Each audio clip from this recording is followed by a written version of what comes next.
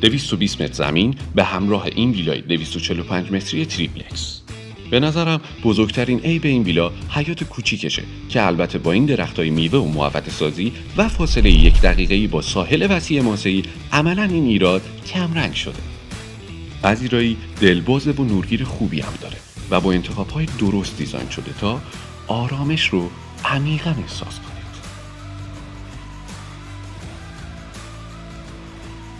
آشپزخونه کامل و خوشرنگ و جا داره و تمام تجهیزات رو در اختیارتون میذاره.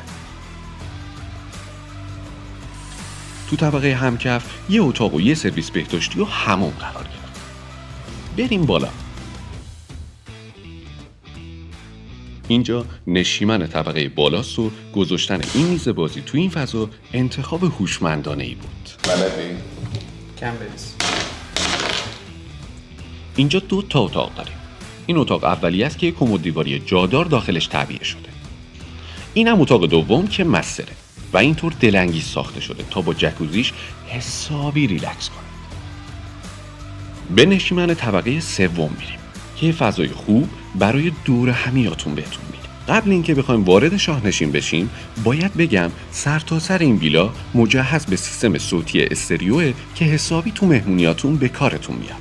و اینجا شاهنشین این ویلاست، جایی که دریا دیده میشه و حتی تو دل تابستون هم خنک و تمام.